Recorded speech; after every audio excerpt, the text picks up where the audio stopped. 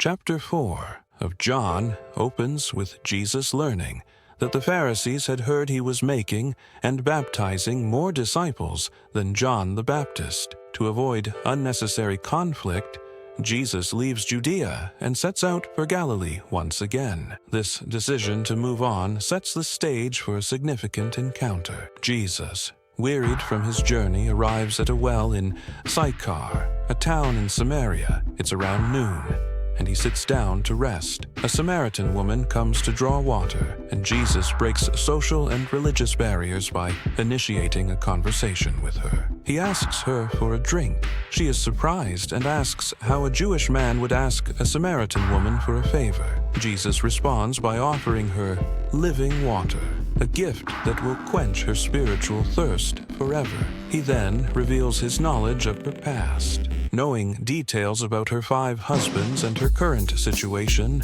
leading her to realize that he is a prophet.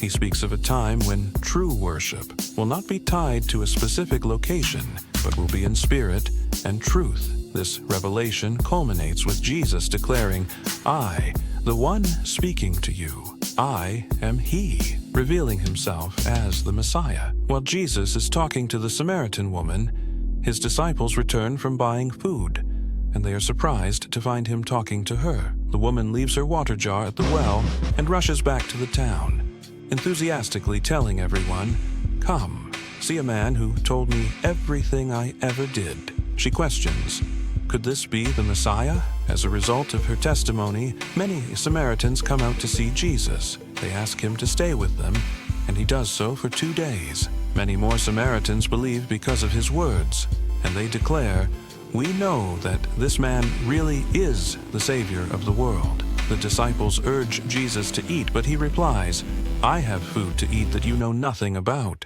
He explains that his food is to do the will of God and complete the work he has been sent to do. He uses a metaphor of a harvest to describe their mission. "I sent you to reap what you have not worked for. Others have done the hard work, and you have come to reap the benefits of their labor." This underscores the continuous and collaborative nature of the work of spreading the gospel. He indicates that the harvest is already ripe, and they need to reap with joy. Jesus leaves Samaria and travels to Galilee. He declares, "A prophet has no honor in his own town," acknowledging the difficulty of being accepted in his own community.